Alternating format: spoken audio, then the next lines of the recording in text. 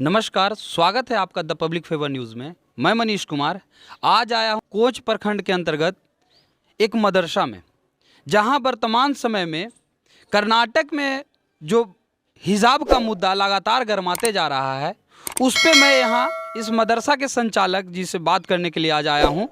तो मैं सबसे पहले आपसे पूछना चाहता हूँ सर कि आपका नाम क्या हुआ? मेरा नाम मोहम्मद अजीमुल्ला है। और आप इस मदरसा के क्या हैं सर? मैं मदरसा का निगरान हूँ, चलाने वाला हूँ।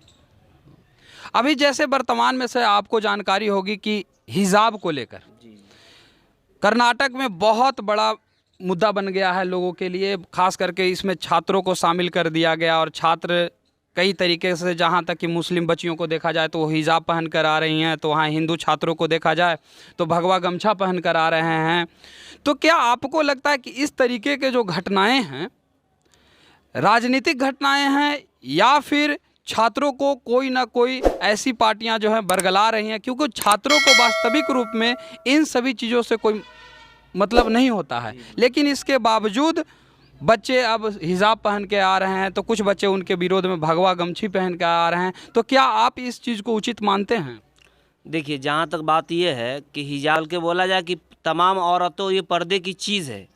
औरत पर्दा करती इसलिए है ताकि गैरों को उस पर बुरी नज़र नहीं पड़े, और इस्लाम के अंदर उसे सख्त ताकीद दिया गया है कि औरत किसी की भी माँ हो, बेटी हो, बहन हो, वो पर्दा में रहे ताकि गैरों का नज़र उस पर बुरी नज़र नहीं पड़े, है ना। तो इस्लाम के अंदर पर्दा का अहमियत बहुत ज़्यादा है, इसीलिए औरत को चाहिए कि पर्दे ही में रहे। और ये हिजाब पहनना ये आज कोई नई चीज़ नहीं है। आपने सैकड़ों साल से देखा होगा कि औरतें मार्केट में जाती हो या स्कूल कॉलेज में जाती हो, तो उसमें से कुछ घराने की औरतें हैं या बच्ची होती है जो पर्दा कर, घर में भी पर्दा से रहती है और बाहर भी जाती है तो पर्दा से जाती है। कुछ बच्चियां ऐसी है कि जो बगैर पर्दे की जाती है, लेकिन पर्दा के तो अहमियत इस्लाम के अंदर है और इससे तो होनी नहीं चाहिए। जिस तरीके से आज कर्नाटका में जो विवाद बना हुआ है, ये एक तरीके से सियासत का मामला है। अब जैसे कि आप ये कह रहे हैं कि पर्दा का चीज़ है, महिलाओं को पर्दे में रहना चाहिए, हमारा का मुस्लिम पर्सनल लॉ बोर्ड उसके अनुसार महिलाओं को हिजाब में रहना चाहिए, बुर्के में रहना चाहिए। तो कुछ मुसलमान महिलाएं जो होती हैं वो बुर्का का इस्तेमाल नहीं करती है, यहाँ तक कि हिजाब भी नहीं पहनती हैं। तो क्या कुछ महिलाएं जो नहीं पहनती है और जो पहनती हैं, इनको आप किस रूप में देखते हैं? देखिए, आप शरीयत का जो हुक्म है वो तो सबके लिए है। मानने वाला चाहे वो माने, या जिसको तबीयत नहीं चाहे वो नहीं मान सकता है। इस पर कोई दबाव नहीं है, क्योंकि ये मुस्लिम कंट्री भी नहीं है। मुस्लिम कंट्री में होता कि पर्दे के ऊपर दबाव डाला जाता है, लेकिन यहाँ तो ऐसा कोई चीज़ है नहीं। यहाँ तो आज़ादी है कि जिसका तबीयत चाहे वो पर्दा में रहे, जिसकी तबीयत नहीं चाहे वो बेपर्दा में रहे। इससे उसका कुछ फ़र्क नहीं पड़ता है। तो क्या आप इस चीज़ को मानते हैं कि जो हिजाब को लेके कर्नाटक में जो घटनाएं हो रही हैं, ये पूरी तरह से राजनीतिक प्रोपेगेंडा है, राजनीतिक पार्ट के रूप में आप इसको मान रहे हैं? बिल्कुल, इसमें कोई शक की बात नहीं है। ये कोई बड़ी साजिश के तहत ऐसा काम लोग कर रहे हैं। और जैसे कि हमारे मामला देखिए, हमारे सर पे टोपी है, तो मैं चाहे जहाँ भी रहता हूँ, चाहे अपना घर में रहूं तो टोपी पहन कर आता हूं, बाज़ार में रहता हूं तो टोपी पहन कर आता हूं। ये फॉलो करने का है। हमारे कुछ लोग ऐसे माशरे में देखिएगा जो सिर्फ टाइम से अपना टोपी पहनते हैं, टाइम से उतार देते हैं, लेकिन हम हमेशा यूज़ करते हैं। तो अगर कोई इस पर दबाव डाले तो ये सही नहीं है, ये किसी साजिश के तहत किया जा रहा है। जैसे कि मैं मानता हूं कि हिजाब पहनना या ना पहनना वो व्यक्तिगत मसला है, उसका खुद का अधिकार है उसका कि वो पहने या ना पहने, लेकिन इसके आड़ में हिंसात्मक घटनाएं जो हो रही हैं, क्या इसको आप किस रूप में देखते हैं? क्योंकि 4 फरवरी की अगर मैं बात करूं तो कुछ मुस्लिम लोगों ने क्या किया कि प्रदर्शन के नाम पे चाकू का भी इस्तेमाल उस जगह पे किए थे, जिनको पुलिस ने पकड़ा। तो क्या आपको लगता है कि प्रदर्शन में हिंसा जरूरी है? जी बिल्कुल नहीं।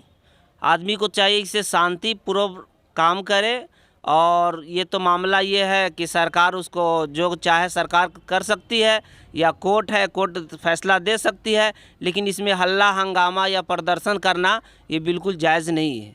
अच्छा, ये बताइए कि कर्नाटक शिक्षक बोर्ड के तहत 1983 में एक कानून लाया गया था कि इसके तहत एक ड्रेस कोड होता है, एक ही ड्रेस कोड है जिसके तहत बच्चे एक ही ड्रेस में विद्यालय आएंगे ताकि भेदभाव नहीं रहे। भेदभाव से दूर रखने के लिए विद्यालय में एक ड्रेस कोड का शुरू किया गया था प्रचलन। लेकिन क्या वर्तमान समय में हिजाब जब बच्चियां पहन कर आ रही हैं तो इसमें तो बिल्कुल विरोध होना चाहिए, क्योंकि जब एक ड्रेस कोड है, एक ही ड्रेस में बच्चियों को आना चाहिए, तो हिजाब या बुर्का पहन के आना क्या सही है? देखिए, जहाँ पे कोर्ट का फैसला है तो शुरू में जब बच्ची अगर उस कॉलेज में या यूनिवर्सिटी में आई थी उसी वक्त उसको ये कदम उठानी चाहिए था। अब काफ़ी वक्त गुजर गया है और बच्चियाँ स्कूल या कॉलेज में हिजाब पहनकर जा रही है, आ रही है। अब अभी उसको रोकना, ये करना, तो ये तो परेशानी की बात है। और ये सिर्फ कर्नाटका ही में नहीं है बल्कि पूरे हिंदुस्तान में है। बहुत सारे कॉलेज, हमारे गया कॉलेज में हो गया या कहीं भी है कि बच्चियां हिजाब पहन के जाती है, आती है। हर एक का एक ड्रेस होता है, लिबास होता है, वो पर्दे में रहकर जाती है। अच्छा, अगर इस चीज़ को देखा जाए कि अभी वर्तमान में पहले शैक्षणिक कार्यों के लिए महिलाओं को नहीं जाने दिया जाता था, लेकिन अब वर्तमान समय में मुस्लिम महिलाओं में भी, हिंदू महिलाओं में भी बच्चियां जो हैं खास करके शैक्षणिक कार्यों में जा रही हैं, विद्यालय जा रही हैं, स्कूल जा रहे हैं, कॉलेजेस जा रही हैं। तो क्या जब कॉलेज में या स्कूल में एक ही ड्रेस है, एक ही ड्रेस कोड है, तो क्या बच्चियों को हिजाब पहन कर आना ज़रूरी है जब एक ही ड्रेस कोड है? तो देखिए, अब मसला ये है कि एक ही ड्रेस कोड है, लेकिन सरकार को भी इस मुद्दे पर देखना चाहिए कि फ़ैसला तो सरकार तो करती है, ठीक है, लेकिन हर एक को चाहिए कि जो उसका पर्दा का सिस्टम है तो उस पर तो सरकार को चाहिए कि पर्दा से जो आती है, और अच्छी बात था। क्या मतलब आपको लगता है कि बच्चियां जो है ज़्यादा से ज़्यादा विद्यालय जा रही है, कॉलेजेस जा रही हैं? हाँ, बिल्कुल जा रही है। पहले के बनिस्बत बहुत ज़्यादा जा रही है। पहले से लोग जागरूकता हो गए हैं, बेदार हो गए हैं, इसीलिए पढ़ाई लिखाई के हर एक को फिक्र है तो जा रही है। छात्र जो हैं तालीम ग्रहण कर रहे हैं, मैं सर से पूछना चाहता हूं कि सर बच्चे जो हैं अभी किस चीज़ की पढ़ाई कर रहे हैं यहाँ पे? देखिए, यहाँ तो हर एक चीज़ की पढ़ाई होती है। ये कुरान की भी तालीम होती है, उर्दू की भी तालीम होती है, हिंदी और अंग्रेजी और मैट्रिक की भी तालीम होती है। और अल्हम्दुलिल्लाह हमारे बच्चे बज़ाब्ते यहाँ से पढ़कर स्कूल में भी मैट्रिक के एग्ज़ाम दे रहे हैं। बहुत सारे बच्चे कॉलेज में भी एडमिशन ले रहे हैं। जो उर्दू के माध्यम से जो पढ़ाई होती है उस्तानिया फ़ौकानिया, उसका भी एग्ज़ाम दे रहे हैं। जैसा कि ये कहा जाता है कि बच्चे जो मदरसे में जाकर पढ़ते हैं उनको सिर्फ कुरान की ज्ञान दी जाती है, लेकिन बिल्कुल सही नहीं है, ये बिल्कुल गलत है। क्योंकि यहाँ बच्चे को ना सिर्फ कुरान की तालीम दी जाती है बल्कि हिंदी, इंग्लिश, मैथ्स आदि बहुत सारे विषयों की भी यहाँ तालीम दी जाती है ताकि बच्चे विज्ञान के क्षेत्रों में भी, तकनीक के क्षेत्रों में भी अच्छा करें और आगे बेहतर कर पाएँ अपने भविष्य में। सरकार के जो द्वारा आदेश जो जारी किया गया है कि बच्चे को हिंदी, मैथ्स, इंग्लिश आदि विषयों की तालीम दी जाए, उसको आपने सुचारू रूप से बच्चों को तालीम दी है, इसके लिए आपको बहुत बहुत धन्यवाद। धन्यवाद।